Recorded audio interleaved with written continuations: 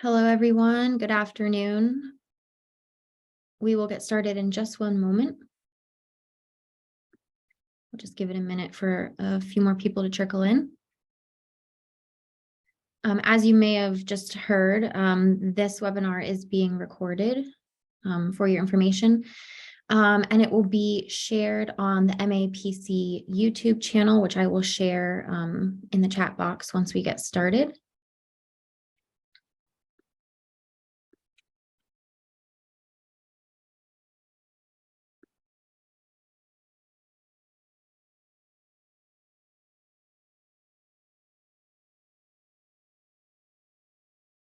Alrighty, it's just afternoon. So let's get started. Thank you everyone for joining this webinar. The Mid-Atlantic Planning Collaboration is happy to partner with the Maryland Department of Planning to present the Compatible Use and Development with Military Installations Volume 2 webinar.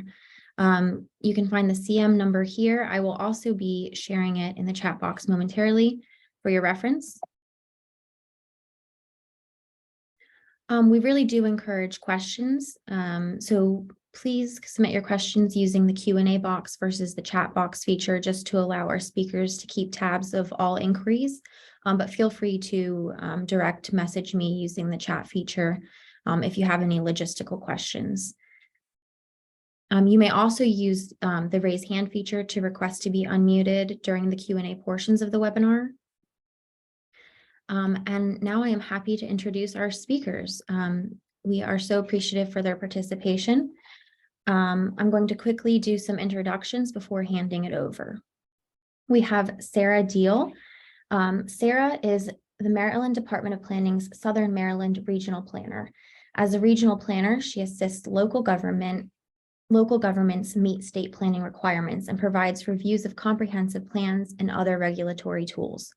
Prior to starting this position, she was MDP's Compatible Use Community Planning Liaison and was responsible for leading the development of Maryland's first compatible use website and handbook, which guides compatible community development in support of the long-term sustainability, mission resiliency, and operability of military operations throughout the state.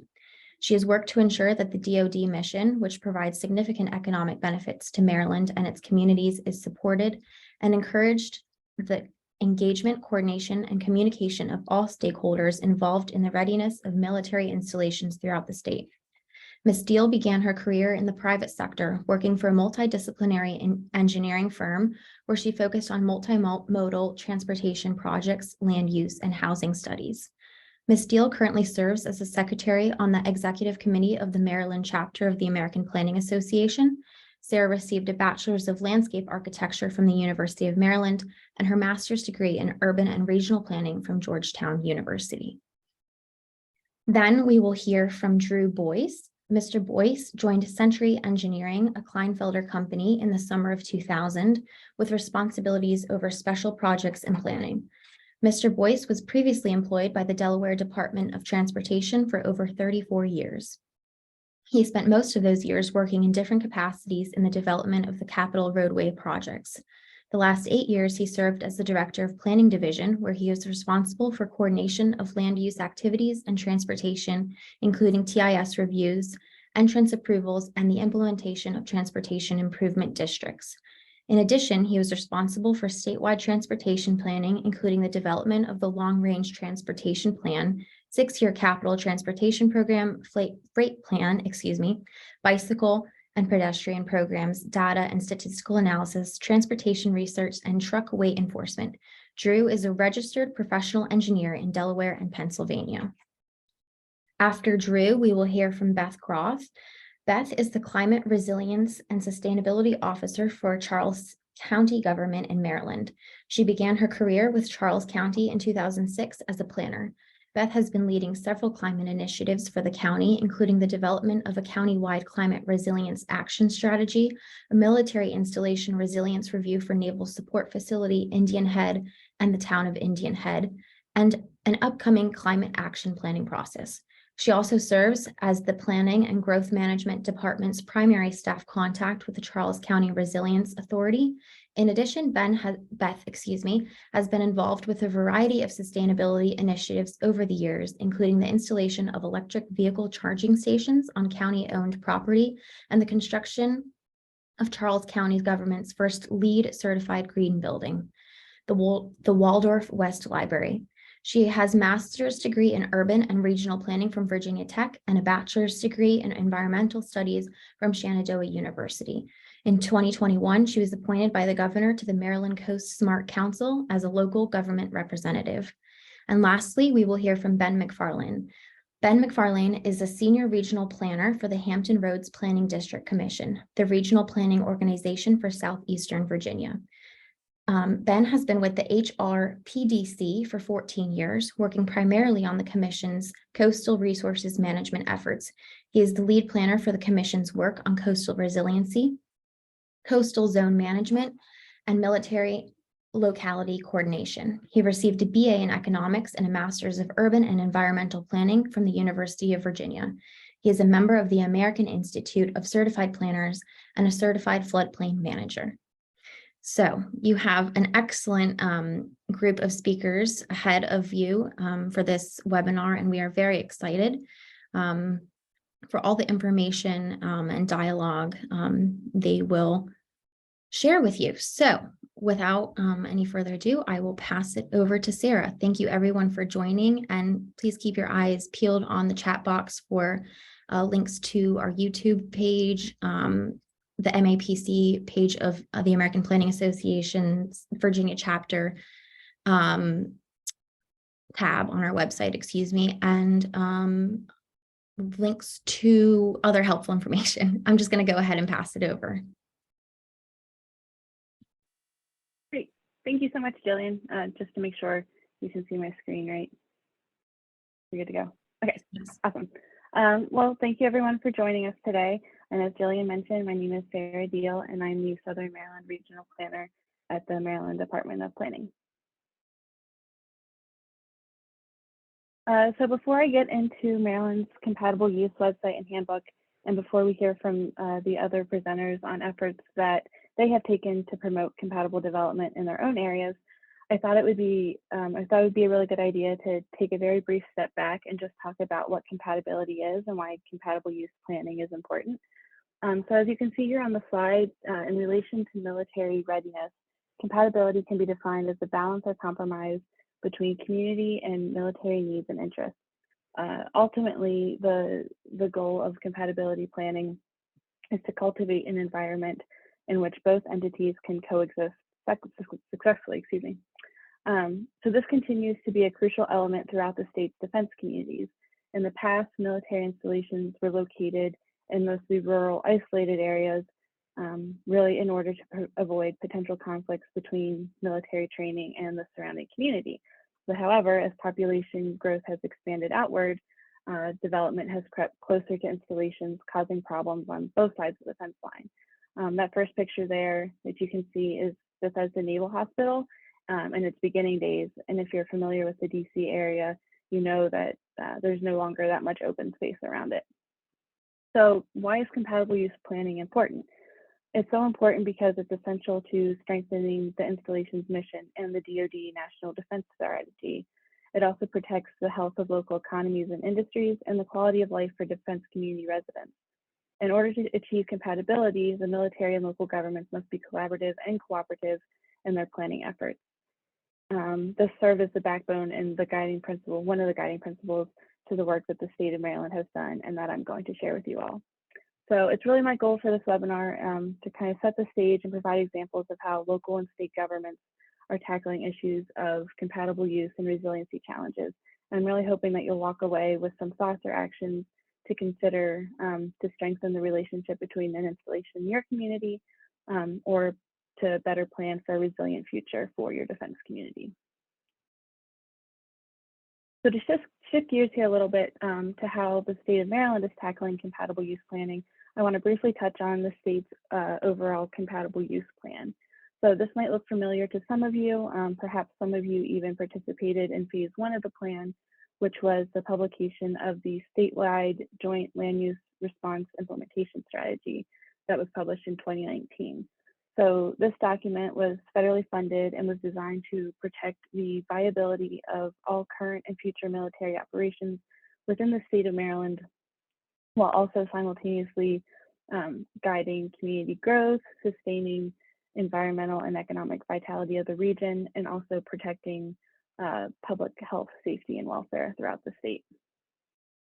So the activities that were carried out in phase 2 here, the compatible use website and handbook that I'll talk about, and the compatible energy siting study are part of the 7 recommended focus areas and 33 different implementation activities that came out of that SJRIS to enhance compatible use across the state of Maryland. So as we move forward into phase 3, we're looking to maintain and enhance these phase 2 deliverables, but also think ahead to other ways to promote military compatible use and resiliency across the state. So now on to what I really want to showcase here, the compatible use website and handbook. I'll touch a little bit on how we got here, but what I really want to do is showcase the completed website and highlight just a few of the key resources that I really hope website users will find helpful. So similar to the SJRIS, this was also a federally funded Office of Local Defense Community Cooperation grant effort that took about 2 years to complete and involved a variety of stakeholders from the local, state, and federal levels. The desired outcome of the website and handbook was to be land use technical assistance and guidance for local planners on compatible use issues, and also raise awareness of the $55.5 billion economic impact of the military mission in the state of Maryland. We really wanted the final project to be full of tools and resources that could be used to ensure compatible use with military operations within their community. So this project is meant to be relevant to a variety of audiences that you'll see here, including military communities and members, state and local leaders, community organizations, and the general public. And I think that these main focus areas, which you'll see here on the bottom of the screen, and what ultimately became the main website tab, will really speak to that goal. And you can visit the website at militarycompatibility.maryland.gov or by scanning that QR code.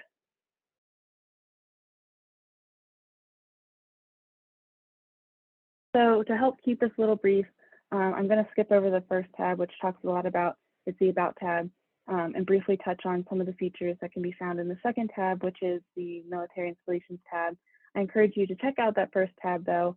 It contains some additional information on the importance of compatibility and also just some general background on this project if you're interested.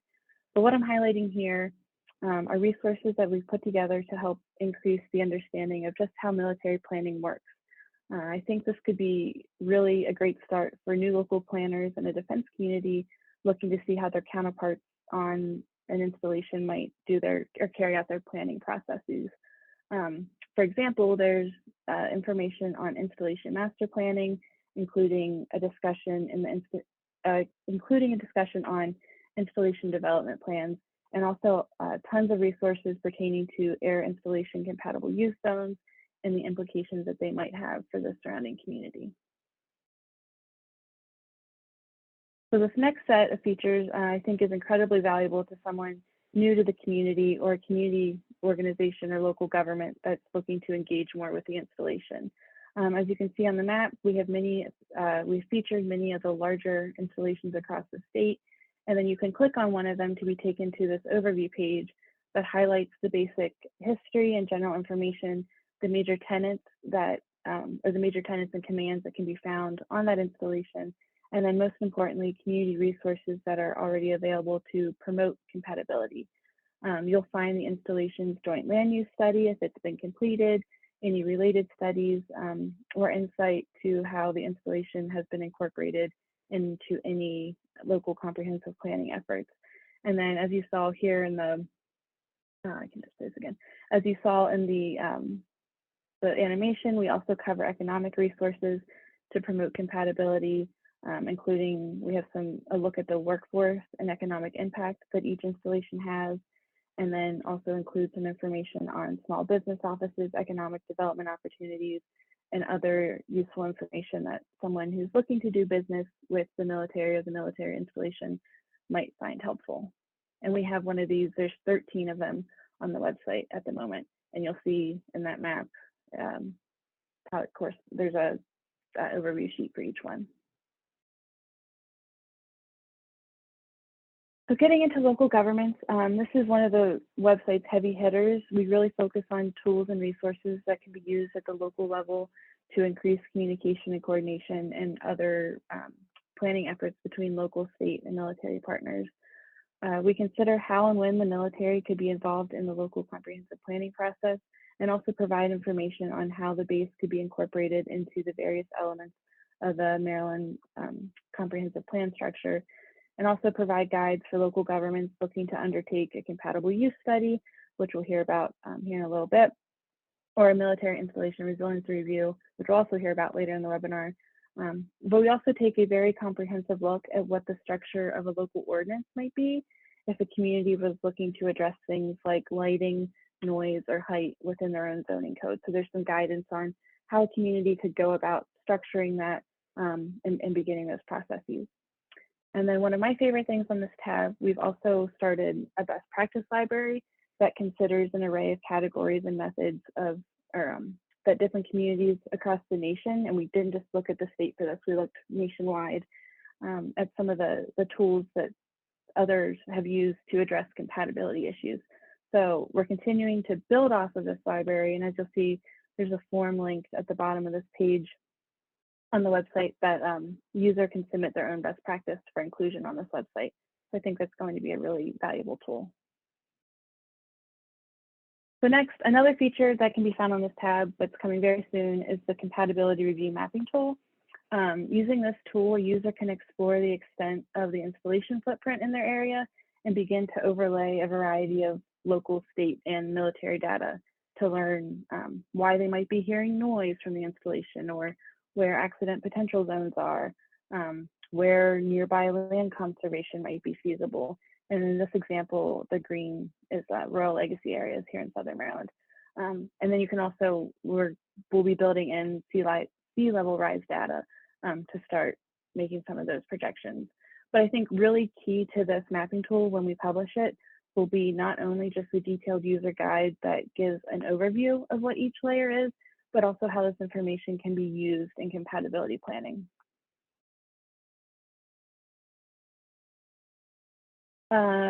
Moving through the website real quick, we've also got state and federal agency information. You'll find a detailed look at the variety of agencies and how they can support military and community compatible use. Key to these two sections are the relevant programs and plans section that you'll find towards the bottom of each agency page.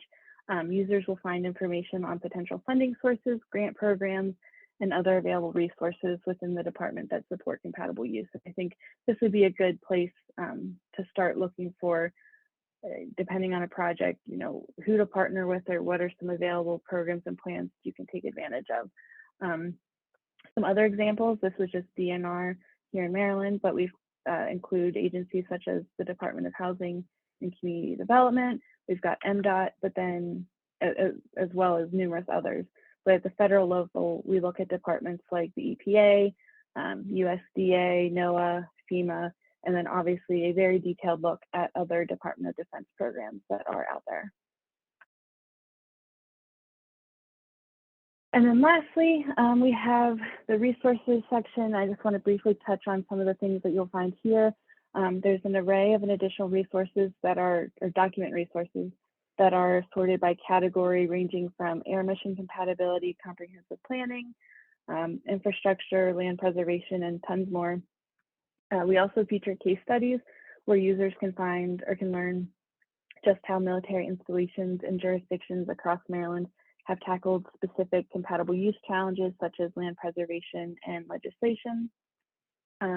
You'll also find information on the Department of Commerce's compatible energy siting study that was recently completed along the same time as this website, and that coordinates and balances two significant assets and priorities across the state of renewable energy development, but also the sustainability of military missions. And then there's also a news and events page with a form for users to submit their own news or events to add to the calendar or the website, making this more interactive. So before I pass it on, just to cover some quick next steps. Oops, there we go. We're continuing to enhance the compatible use website and handbook. This will be an ongoing process. And we're beginning to explore potential statewide military installation resiliency efforts and the work of other local governments to continue to further installation sustainability. And I also want to point out the Maryland Defense Forum that was just announced by the Association of Defense Communities. I think it was early this week. This will be taking place in Annapolis in June 5th to 6th. It'll be an opportunity for military community representatives to meet with their on-base counterparts and state and federal officials to focus on resiliency, mutual support, and coordination on some of these key issues and mission assurance. So you can find more information on this forum by visiting the events calendar on our website. There's a registration page and some more details about the location. So with that, I'm going to go ahead and turn it over to Drew, who will shift things to Delaware and talk about the Dover Air Force Base Joint Menu Study. Thanks, Sarah. Let me share my screen and then we'll get right into it. So appreciate the opportunity to share our experiences as we just are in the final stages of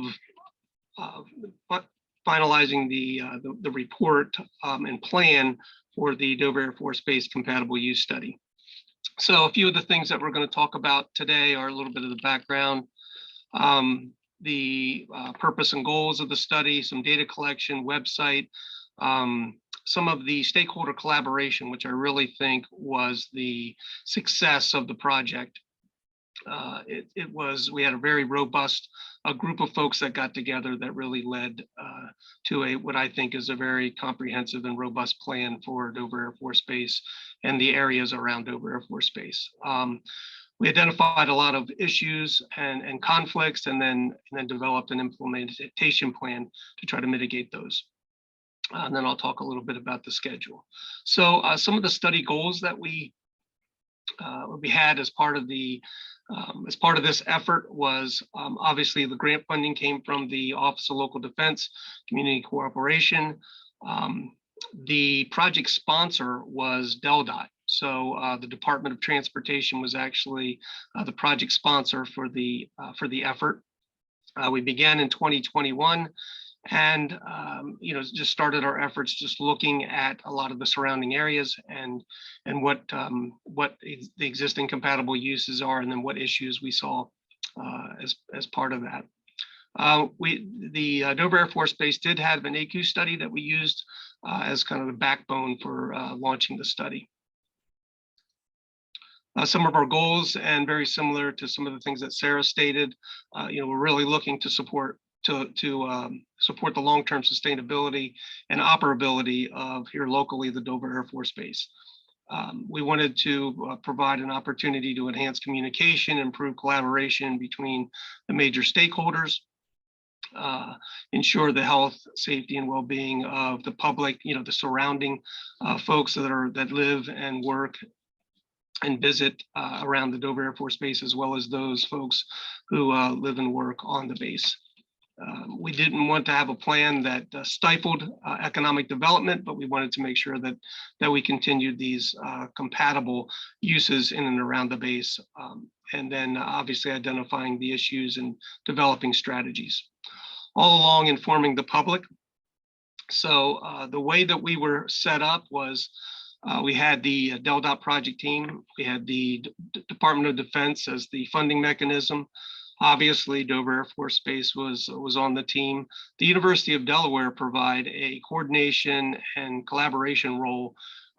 So the Biden Institute of Public Administration helped us with all of those efforts. It was kind of herding cats when you think about all of the collaboration and coordination that needed to go into this to make it successful.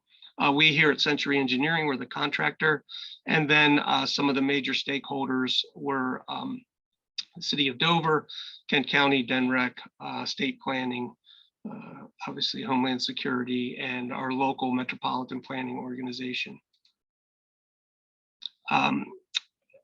So we had those key project team members.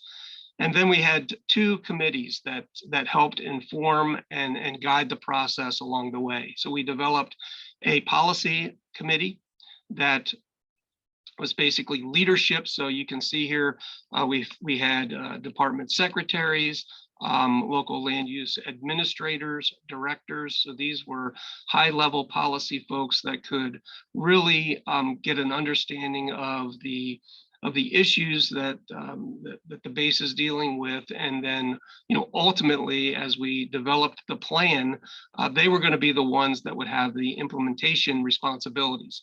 So this is developing new ordinances, revising ordinances, creating and crafting legislation, and so it was key that those folks were part of the process.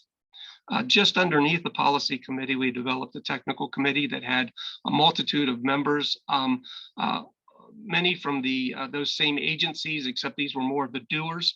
These helped us to gather the base information and really develop kind of the backbone for identifying the conflicts and issues, and worked with this technical committee also on the resolution. So in addition to kind of the regulatory folks, the land use agencies, we also had 5 towns that were in and around the Dover Air Force Base. So we brought those folks in to be able to see their issues and how they were able to support the base. We started with a whole lot of data collection, inventory, and mapping. I'll give you a little glimpse of our map in just a second. Very similar to Sarah's project, because a picture can tell a story a lot better than words sometimes. But we looked at local land use zoning, looked at base operations. We have all of our environmental resources mapped. We looked at population trends, transportation issues, corridors, access to the base relative to clear zone, APZ, all of those types of things, and then did a deep dive into the local regulatory codes, ordinances, to look at how they were, whether the current language in the current way that we were doing business was giving us the results that we wanted. So in order to keep all of this information straight, we developed a web page and a mapping tool. And so the web page holds all of the meeting information, all the meeting recordings, all of our draft documents that were generated. And so it's a great repository for folks to go for, like a one-stop shop. Maybe that turns into a resource, something like Sarah has developed, or maybe we just link over to her resource, which seems very robust. The mapping tool, and I'll share that real quick, was developed just to kind of keep us, give us a snapshot of all the resources. And you can see here on the screen that that it really gives you a good idea about what is surrounding the Dover Air Force Base. And in this particular case, we were in pretty good shape because we had a lot of protected resources that surround the base already. And so we really just had to focus on a few areas. So let me jump back to study here real quick.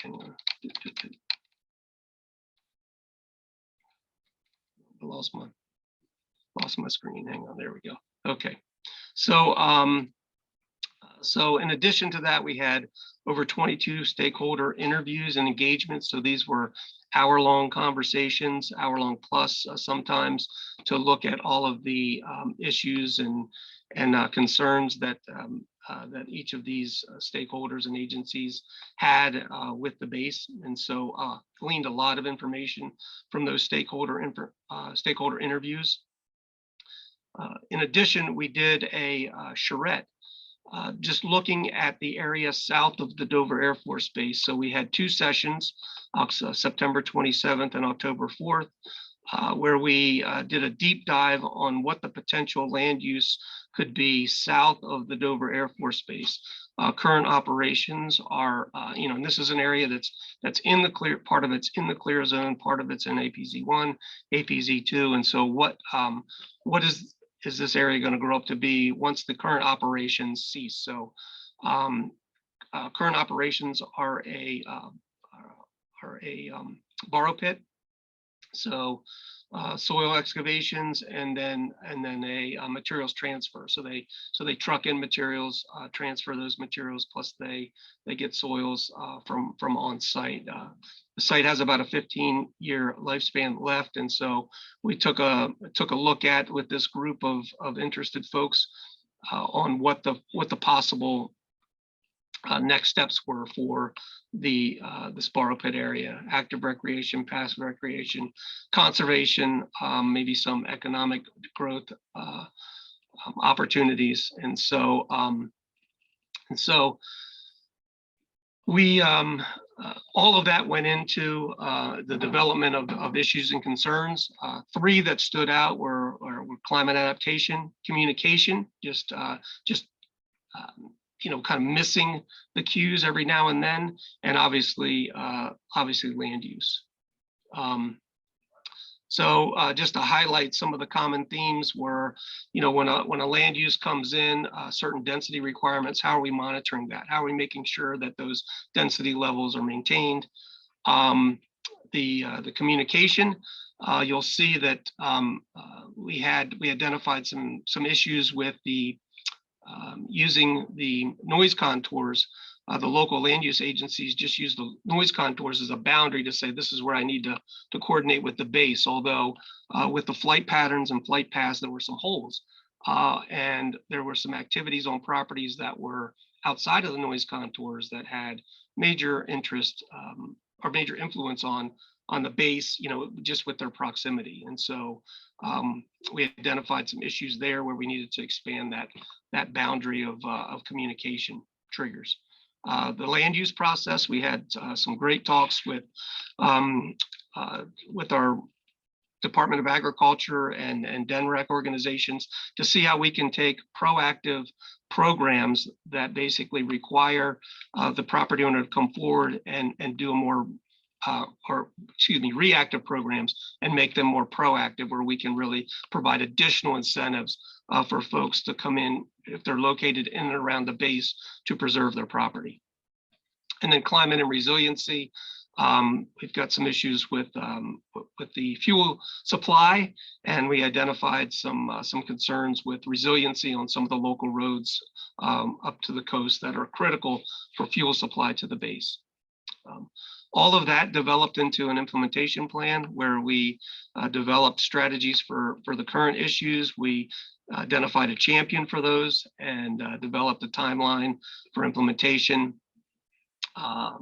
Identified the need for continuing monitoring, and then some possible funding sources as well.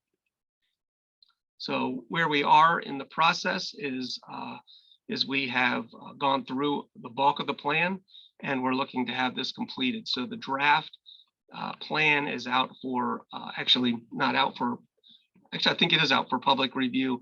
And later next week, we have our final meeting with our policy and technical committees just to kind of wrap things up. So we're very close to the end here.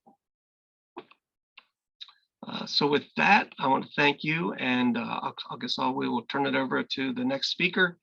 So Sarah, I'm not too sure whether you're going to introduce, but I will stop sharing and pass the baton. Thank you very much.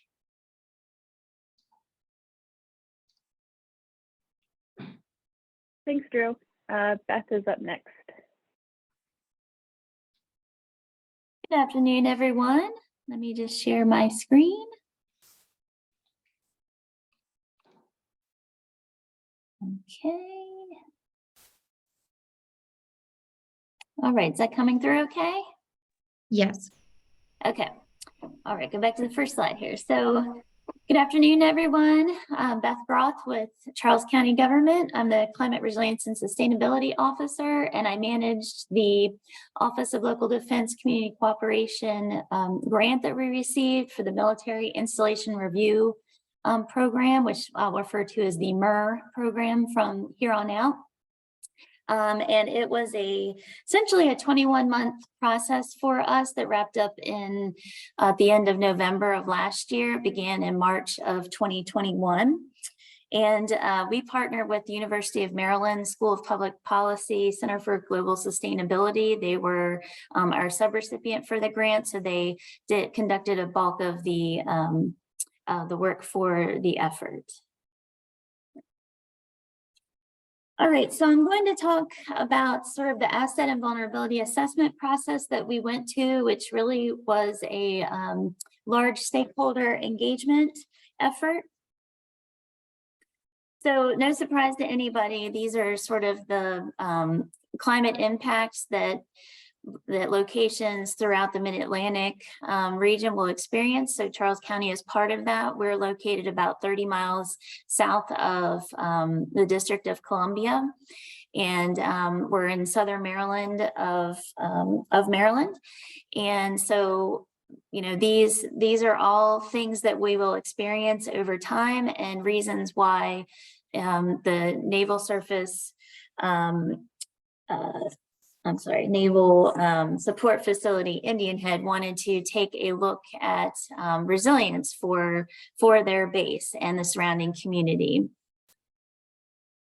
So the assessment process included definitely some NSFIH and community interface. We had sort of an internal working group that was really, I would say, the bulk of staff from county government that across different departments. We also engaged with the military folks. So we worked with the community planning liaison officer and also the community planning regional liaison officer on a fairly regular basis, communicated with them, and then brought in different folks from the base that were sort of subject matter experts for different areas that we needed to get more information on. And since the Military Installation Resilience Review process is really, you know, looking at resilience, climate adaptation is really a focus of that effort, as well as mitigation, response, and recovery. So when you talk about resilience, it typically involves a number of asset categories. So for the built environment, it's certainly our transportation and physical connectivity. Maryland 210, which you can see the sign here in the picture, that's the main route into and out of the base. They don't really have a second access point. So their employees must enter and exit from the same location. So that's definitely something that was of concern to them. Communications and digital connectivity. So this is certainly something that in terms of resilience, we all need to be aware of and needed to take a look at sort of their operations in this area and ensure that they can communicate and have digital connectivity into the future. Housing and structures. So Indian Head the town of Indian Head, a lot of the structures were older.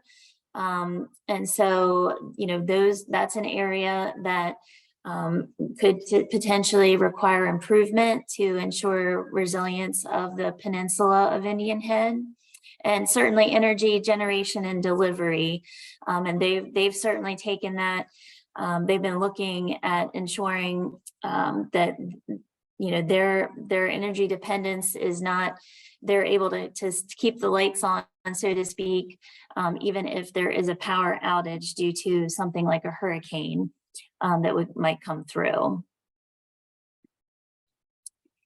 And then natural resources. So Indian Head is surrounded by essentially the Potomac River, and there's lots of tributaries in Charles County. The entire county of Charles is essentially a peninsula. So aquatic ecosystems are definitely of concern for the military base. And then community services, which includes stormwater management, our water use and supply, and emergency management. So stormwater management has always been an issue. And in the last several years, Charles County has been experiencing, due to the increase in precipitation, a lot of stormwater management issues, especially on private property. And we're starting to address those now, but it is a challenge, and it does require a lot of funding to address them, especially since they are on private property. So there's a different sort of way you have to manage those types of projects. But Indian Head, fortunately, didn't have a huge amount of stormwater management issues. They are sort of a higher elevation than other parts of the county. So as you'll see, as we go through, they really didn't experience a huge issue with climate resiliency right now. But we, again, are anticipating that things will get worse in the future. So we do have some time now that we can be preparing for that, but it's something that needs to stay top of mind. And we need to continue to communicate on the different entities. So water use and supply, Charles County is mainly aquifer fed, but we are looking into additional agreements and partnerships with WSSC, the Washington Suburban Sanitary Commission, because that's, again, we can't necessarily rely on our aquifers forever. And Indian Head is actually at the highest point of the aquifer. So if the aquifer depletes, they do have an issue with water supply. So fortunately, with the intense or more frequent rain events that we've had, we haven't had any aquifer issues as of late, but that is something that they are concerned about, ensuring into the future. And emergency management, certainly, I would say this is one area that we really felt was in that they really, between the county, the town, and the base, there have been a lot of conversations and a lot of good things happening in this area. So there wasn't a whole lot of room for improvement, but there were some things to address in the future, especially when it comes to flooding and such, that they wanted to look at into the future. So in terms of the recommendations, the first, I guess the characteristics of the civic infrastructure system is in making sure that it's informed by science, that it's an integrated approach, and also resourceful and efficient. So, you've heard redundancy, and for a resilient system, it needs to be redundant. So I'd definitely say our emergency management area has lots of redundancies, and that's great, but there are other areas that could use some improvement. And so one of the biggest recommendations from this study was to form a more formal collaborative, which is essentially a group that would be composed of sort of government representatives, as well as from county and the town, as well as the base, and that collaborative would meet on a regular basis. So we're looking at ways that we can sort of implement some aspect of the collaborative initially, because staffing resources at all locations is kind of a is an issue. And so we're trying to communicate with the group that we had established as part of the effort. So we're using things like the ComRel meetings or the community relation meetings to continue our collaboration in that fashion for now. So the University of Maryland also recommended that, for the built environment, that we develop a Route 210 resilience plan. The county's also looking at an overall transportation plan that I think this would be incorporated into. Assess and address risk to emergency response resources. So several, that's kind of the next step, is to really get down and identify those. And our hazard mitigation plan, that actually has identified some emergency response resources and things as well. So that's a good resource for future efforts. And a survey of residential and commercial structures, as I mentioned previously, ensuring resilience is not just the base, but the surrounding community. So residential and commercial structures need to be a part of that to minimize, when there's issues such as hurricanes and natural disasters, that those structures are also resilient. Developing a corresponding public outreach program. This is certainly important, especially when it comes to the residential and commercial structures, that we're communicating with them and helping them understand their risk when it comes to climate change. And then, working with them when there's incentives or programs that are developed to help for them to increase their resiliency for their structures. And then develop a regional resilient energy strategy. So as I mentioned, there's the recommendations. They essentially wanted a regional aquatic resources restoration plan. The county has done some effort for this. We have a shoreline restoration study that was done, and we could take it to the next level and incorporate sea level rise into that study. That would also help reprioritize projects throughout the county, as well as Indian Head, that it would enable us to focus on issues that are affected by sea level rise. And then a long-term water resources plan, which this is essentially already in process, because the county really is trying to get ahead of and ensure that we do have long-term water resources, and that's not going to be an issue into the future.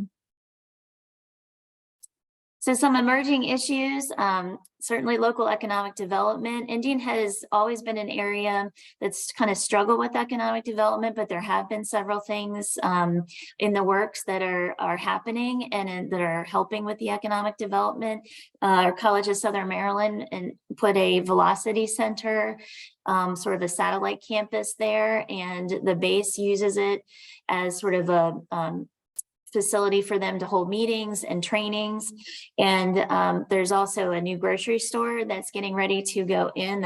Was sort of considered a food desert area there. So that's another thing. So ensuring resilience is also making sure that there's economic development is involved in those decisions. Solid waste management. The county has a landfill that's getting near its sort of time to close it. So we are going to be looking at ways to, of solid waste management for the future, expansion of that or something else. So, this is also a concern for Indian Head, because they do have some processes that require waste management. The Route 301 bridge expansion, the bridge recently opened last year, but this is also creating new challenges with increased traffic.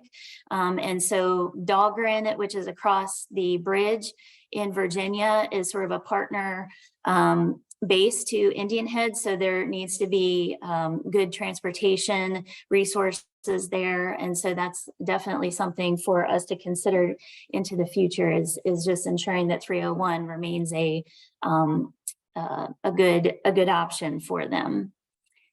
And regional economic development, of course, aside from Indian Head, Charles County is trying to increase businesses in the area as well. So finally, a financing strategy is kind of necessary for any aspect of what we intend to do long term. So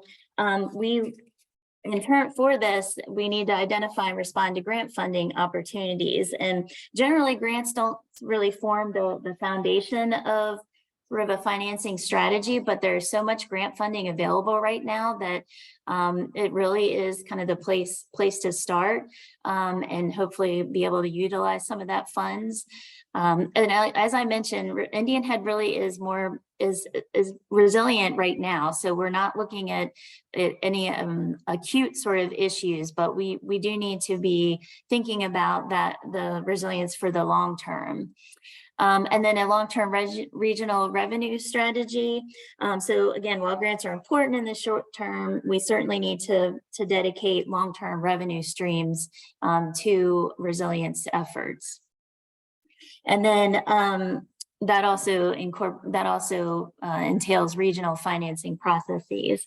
And one thing I will definitely point out is to establish the financing system within the Resilience Authority. So this entity was recently established as a government instrumentality and financing organization to undertake and support resilience infrastructure projects that mitigate and adapt to the effects of climate change by offering a range of financing structures, forms, and techniques that leverage both public and private funds. So it is effectively structured to lead the financing process, including creating the project portfolio for the collaborative, identifying and securing funding streams and financing projects through innovative procurement processes, but much more efficient than the government can do. And finally, engaging homeowners in the private sector. So next steps right now, the biggest thing on Charles County's plate or my plate is the climate action planning process. So I'll be focused on that over the next 2 years. We'll be conducting a climate action planning process for both government operations and the broader community. And a climate action plan is essentially a comprehensive roadmap that outlines specific activities that our community will take in order to mitigate greenhouse gas emissions, and as well as prepare for the impacts of climate change. Because as everybody mostly knows, there's always going to be some level of the things that we're just going to have to adapt to. I mean, things are changing, the increased precipitation and such, so we will have to adapt in order to survive. And certainly maintaining communication through, as I mentioned, the ComRel meetings for now. And then we'll be assessing as a entity, what kinds of projects really are necessary to take place in the near future. So that's all I have for now. And this is my contact information. I believe the slides will be available if anybody has any further questions. I'm going to stop sharing my screen. And I believe we have one more speaker.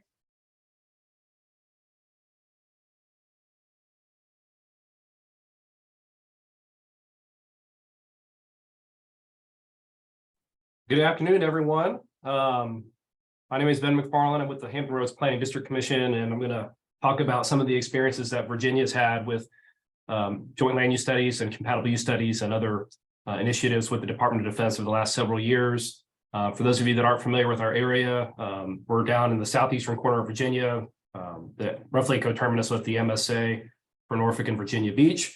Rather large area, but the more important thing than just kind of where we are is that we have one of the largest concentrations of federal and military facilities in the entire nation. So for us, working closely with the military, working closely with our other federal partners is critical. In some ways, getting the different federal entities to work with each other is also a challenge. When we talk about some of the challenges and issues that we have moving forward with compatible use, but also with long-term planning for the sustainability and resilience of the Hampton Roads region, having the Navy, having the Air Force, the Army on board, these approaches, really working together with them, as partners is going to be critical. Beth mentioned some of the issues that our coastal communities along the Chesapeake Bay are having right now, challenges with flooding, with sea level rise, with heavier rainfall events. So for us, figuring out what to do about these challenges is a main focus of our agency and a main focus of our localities, and something that we have been working with our federal partners and our military installations to kind of develop collaborative approaches to dealing with these challenges coming from climate change. So for us, we have a lot of experience with joint land use studies in the region. We kicked off our first study at the regional level back in the early 2000s, focusing on some of the air stations that were in the Southampton Roads region, and have expanded that, looked at both sides of the James River, looking up on the peninsula as well. For us, we look at this process as a way to really bring together communities and installations through an established federal process. We know that the feds have their own way of doing things. And so for us at the local government level, figuring out how do we fit into that process in a way that that reduces conflict, that allows for us to actually have frank conversations when we need to. That's the best way to get things done. In terms of the resources that are made available, we see these as a unique opportunity to get that involvement at different levels of the installations, whereas, without those resources, we might not be able to have those kinds of conversations. And what we're really trying to do is get from, just talking about issues, talking about problems, to actually identifying solutions. And for us at the regional level, one of the things that we're most interested in is not just necessarily completing these studies and coming up with recommendations, but really building and establishing and maintaining long-term relationships between our communities and the military installations, so that future work, other efforts that are identified at a later date, that those things can occur as well.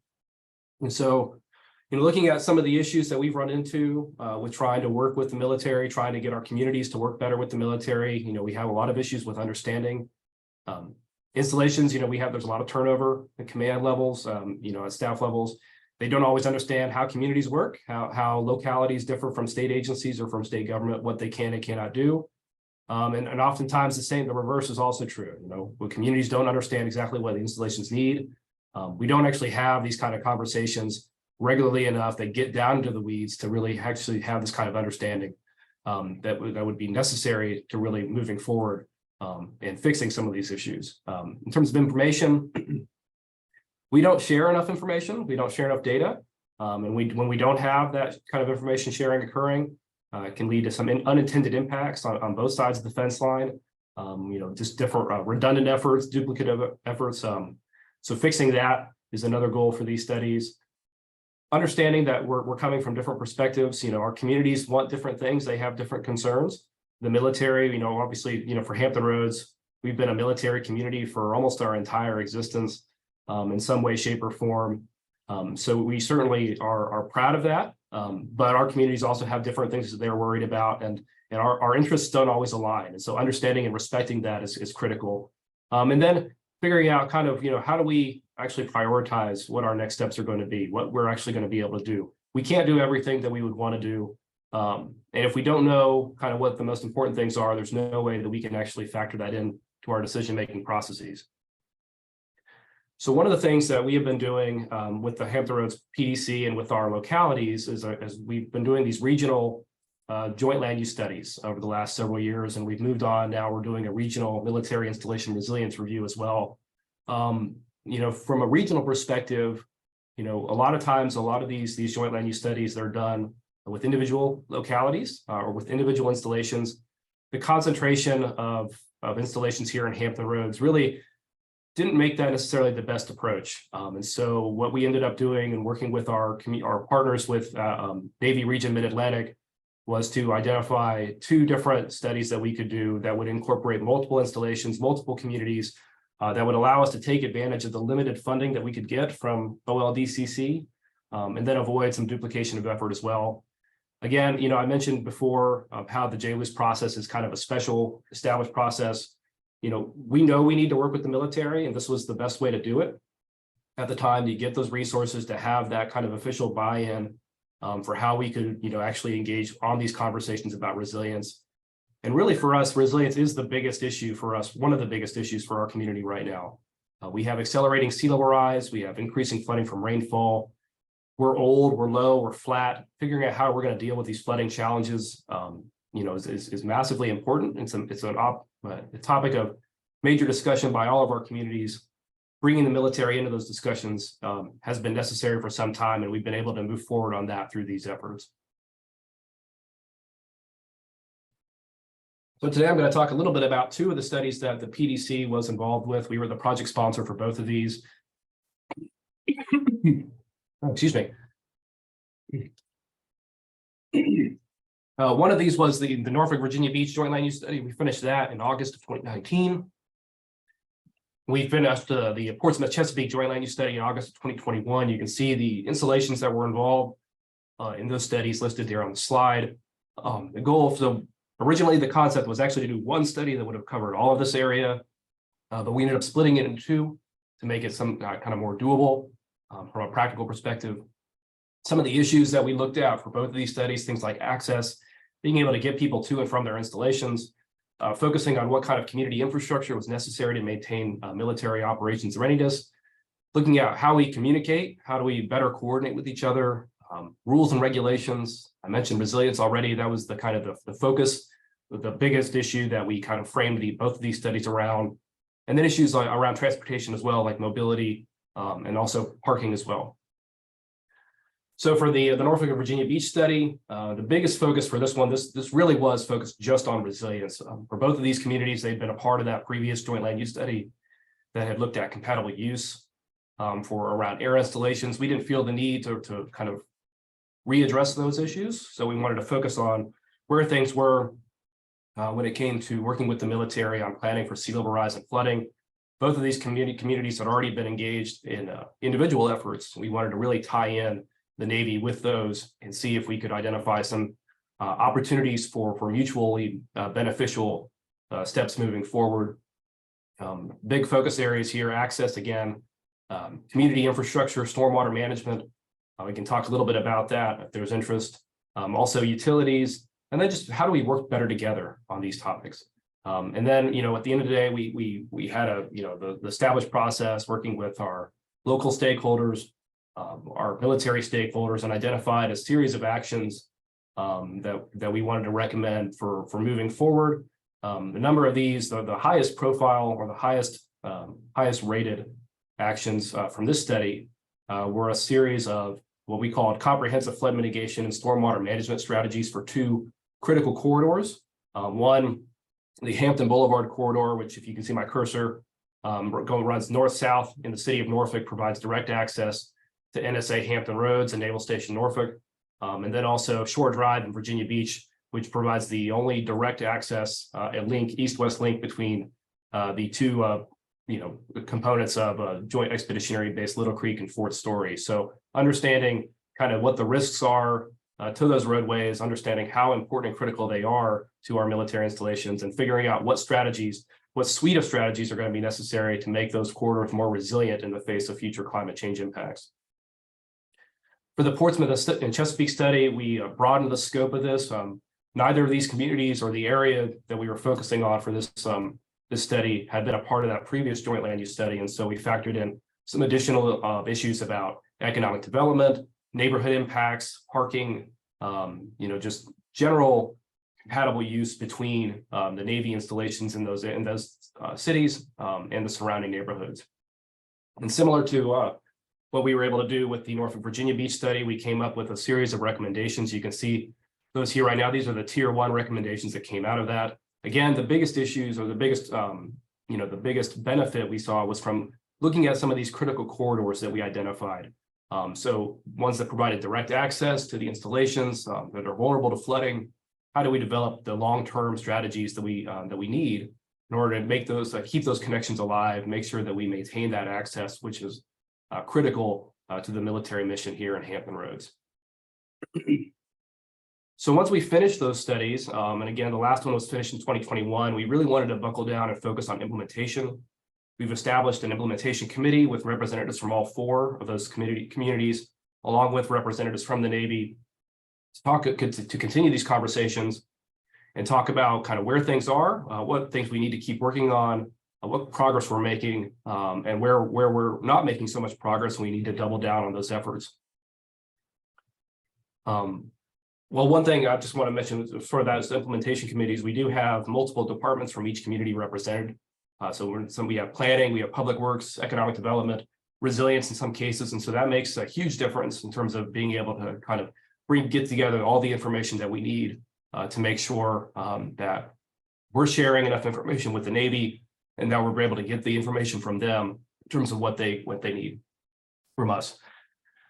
So I guess to go up to a higher level here, some of the things that we've thought about in terms of moving forward and how we could benefit from these larger conversations. We see a lot of opportunities for collaboration, data gathering, doing planning and analysis work, and I'll talk a little bit about that here in a moment, building projects together, and then operations and maintenance of infrastructure.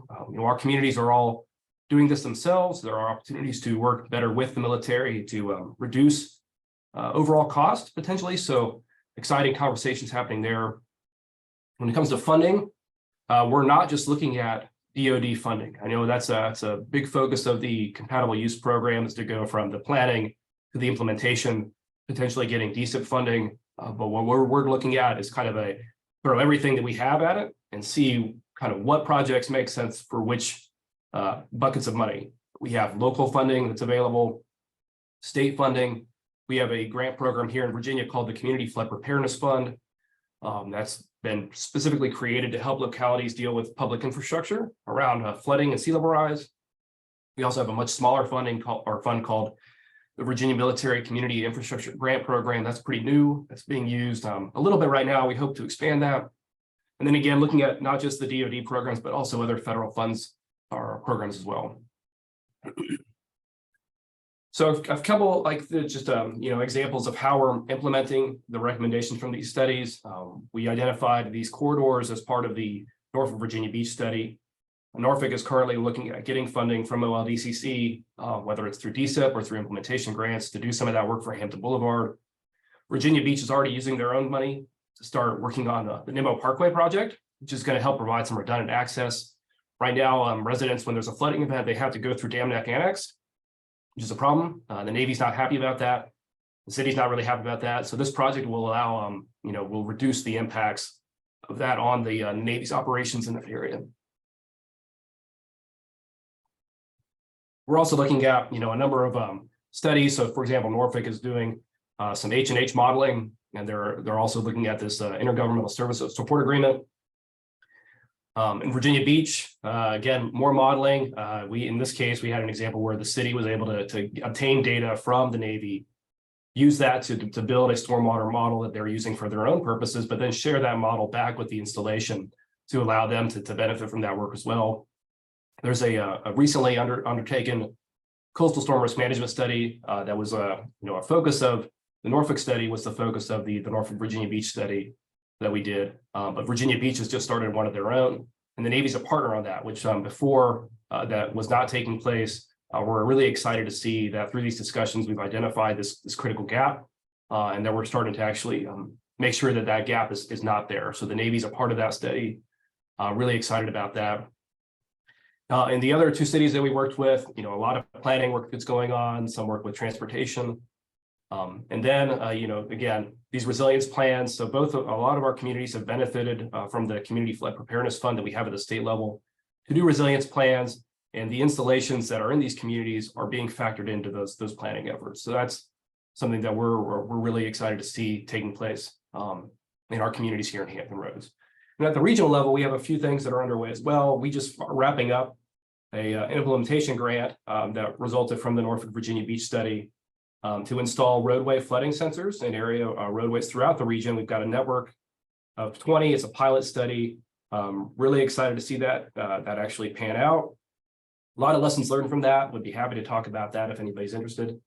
We are underway with a military installation resilience review that's trying to fill in some of the gaps from the Norfolk Virginia Beach study. And then there's a number of other efforts that we're tying in with our overall regional resilience efforts that we have underway here in Hampton Roads. So that's all I have. I'm really excited to answer any questions that we might have. And again, my contact information is there. And if anybody wants to follow up, would be happy to talk some more about these efforts and other efforts that we have underway. Thank you.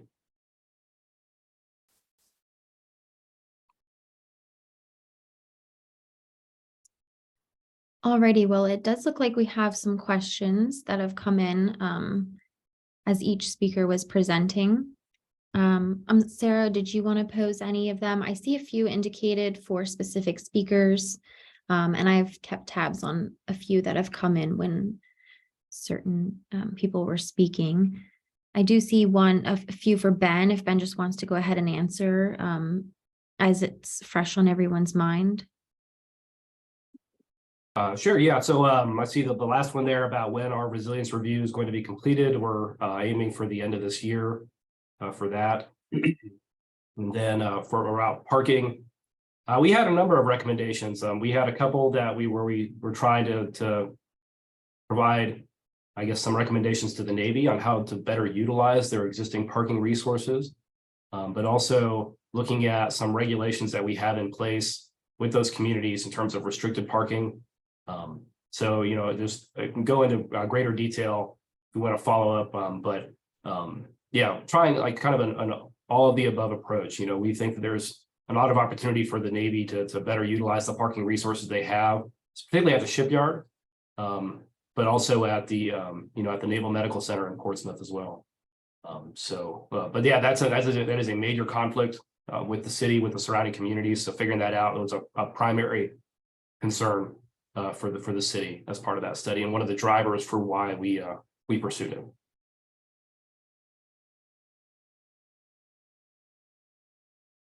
Ben, I'm not sure. There's another one that just came in from Joe. Were greenhouse gas reductions considered in either plan? No.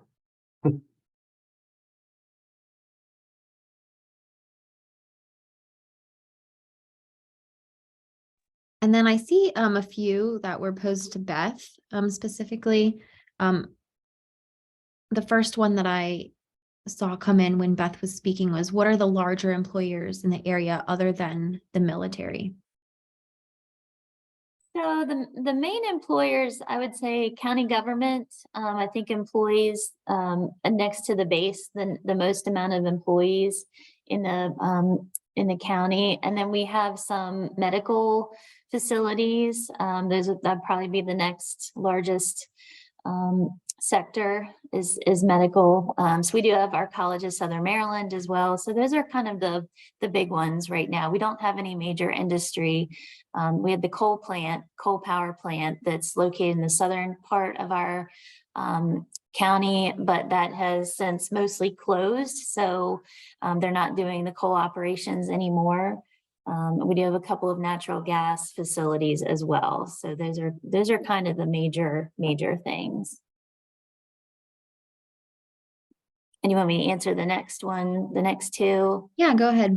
Sure. So the next one was, what role will the Indian Head Resilience Collaborative have? And is it only advisory, or will it have decision-making authority?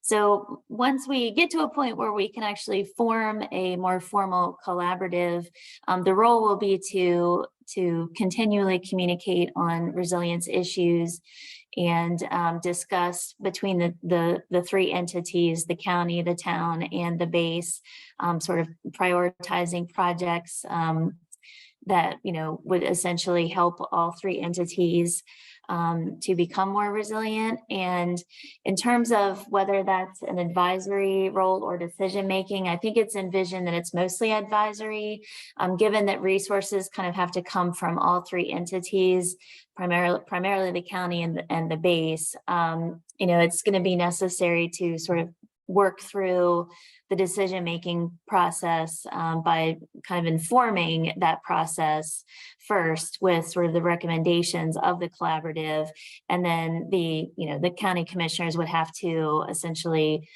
determine if it's in the budget to do some things, if grants are available to accomplish the task, things of that nature. So I think, it's going to be up to the governments and really the base within its own fence line, but then the government outside the fence line to handle the different projects. So we would, certainly talk amongst the different entities and make those decisions that then we could pose as recommendations to the different boards.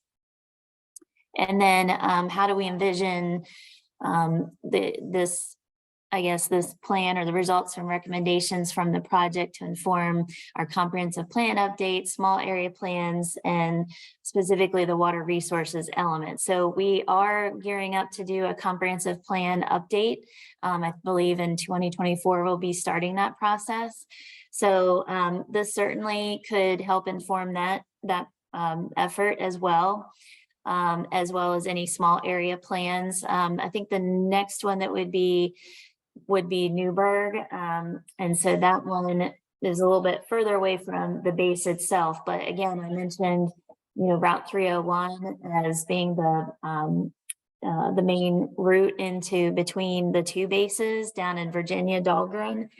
So, that certainly Newburgh is kind of where that area of 301 goes through before you hit the Harry Nice Bridge. So, I can envision there would be some component of that in terms of transportation. But certainly the comprehensive plan, this will be the first real plan or real plan update that we hope will incorporate some of definitely resilience and mitigation. But we also have, like I mentioned, the climate action planning process that we're going to go through as well. Thank you, Beth. Sure. There are a few other I think questions. Sorry, go ahead, Sarah. Oh, I was going to say, I think that segues well into a question on how often do joint land use studies need to be updated? And Lee said that he's an ACOMAC. He's new to this type of document. One was done in 2015 for Wallop's Flight Facility, which is there at Patuxent River. So I'd be curious to hear from Drew, particularly from the consulting side. And I know Ben and Beth have also been heavily involved in those projects. I mean, for my insight, I mean, I think a lot of it comes from if there's a major change in mission and as an installation, and that would kind of trigger that to be updated. I know, particularly across Maryland, and we've got Patuxent River at 2015, but I think the other installations, we've got Joint Base Andrews, Indian Head, APG. I know I'm missing others that also have a joint land use study, but it's been quite a number of years since they've been updated. But I'll defer to everyone else on the call if they have any insight to that. I think you're right, Sarah. It's really the major change in operations or mission, and our goal is to basically kind of keep the plan alive, right? So if you're constantly monitoring and going after all of the recommendations, then the plan itself can have a pretty long shelf life if you're actually working on the implementation of the strategies that are identified in it. I'll go ahead and answer the one question associated with the housing availability off base. And so we did look at that as part of the study. We had some very interesting conversations with the local land use agencies that are not contiguous with the base, but offer support services and shopping and employment for others that may be in the family associated with military families. So so the Dover Air Force Base had done a study on housing availability, and there is a little bit of a stock shortage there. Some of the local land use agencies, and one in particular, had just come online with it's about a 280 unit rental complex, and about 80% of that rented out with military families. And so they've got a similar project just down the street from that. And then the city of Dover has some multifamily rental units coming online. So there was definitely a need, and the local land use agencies are aware of it. Part of our recommendation is that communication continues to get enhanced. A lot of them weren't aware of the report, weren't aware of, they just were being led by the market. Obviously, the developers know where they can make money, and so that's what was really driving the decision, not necessarily a proactive approach from the local land use agency. Thank you, Drew. I see a question from at the beginning of the webinar. I think it was directed to Sarah. Unfortunately, I don't know to which slide this attendee was referring, but they had inquired whether the list on the previous raised website covers all branches facilities across the DoD. Sarah, do you know what you might be referring to? Yeah, so I know I mentioned earlier, and we get this question a lot about we had that map that had the 13 different installations and facilities highlighted across the state of Maryland, and how we considered, because obviously, you know, Maryland has installations like APG and Joint Base Standards, some of those larger facilities, but then there are numerous other research facilities and smaller office space that encompasses, you know, the DoD and the DoD mission within the state. So in terms of how we approach that from a statewide aspect, 5 years or so ago, the Department of Commerce undertook a larger economic impact analysis of the state, and we used those specific installations that were pinpointed from that study as a starting point of how we chose, not necessarily chose, but which installations we really made those like overview sheets and stuff for. Obviously, I mean, we understand that there's, like I said, those smaller research facilities and whatnot. So we did our best in terms of trying to at least pinpoint, excuse me, or reference those, but I think it ultimately, we do strive to cover all of the different, you know, services and branches across the DoD. I hope that answers your question. It's been a tough one to answer, and also a tough one to kind of narrow down as well. Army Reserve and National Guard facilities, I did see that come in. Yes, there are, we did, on the website, there is a specific section on just the Reserve and National Guard facilities, and it's items like that that we'll continue to work on and continue to expand, you know, as this, I mean, we just launched this website at the beginning of the year, so these are things that we'll keep working on. And then there was another question regarding the compatible use handbook and other resources cited only for Maryland, or are they DoD docs applicable across the nation? So a lot of the resources there's a lot of specific case studies and examples from Maryland, but when we talk about some of the documents on like the air installation compatible use zone, or the guidance for compatible use studies, or the installation resiliency reviews, that's very broad and applicable across the entire nation. Certainly not just applicable to Maryland.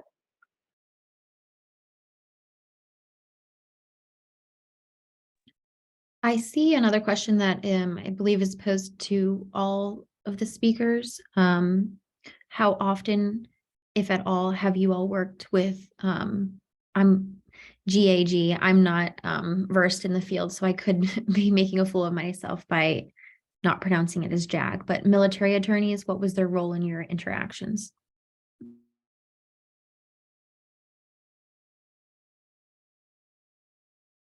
I know for us, we didn't engage military attorneys for our process. It really wasn't, it was more of a stakeholder and engagement process, and just in identifying the assets and things of utmost concern. So we really didn't have a need at this stage to engage attorneys. Yeah, we've had some interactions with some of the staff attorneys with the Navy region in other efforts, but not with the joint land use studies that I talked about today. Same here in Delaware.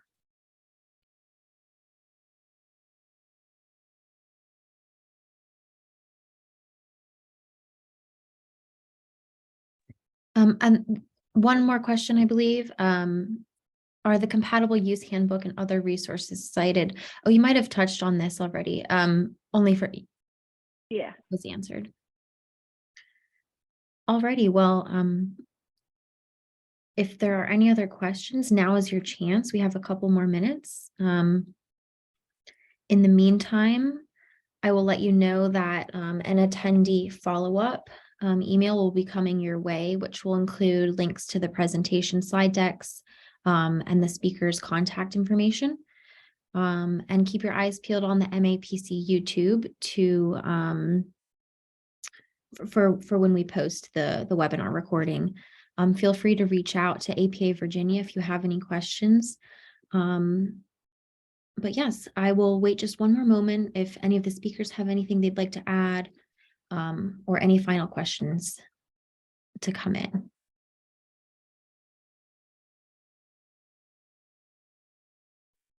Julian, just I guess expand upon my answer about the greenhouse gas emissions. For us, we, here in Hampton Roads, a lot of our focus has been on adaptation to climate change impacts. We haven't really done as much regionally when it comes to looking at energy or greenhouse gas emissions and those kind of reductions, climate sort of, the climate mitigation aspect of things. And so that's why it wasn't a part of those joint land use studies. That being said, we're, excited about this potential opportunity with the climate pollution reduction grant program that was just recently announced. And so, if we move forward on that, it's a region, engaging with our military installations. So part of that conversation is going to be would be a necessary part of that project. So we'll have to just see how that plays out.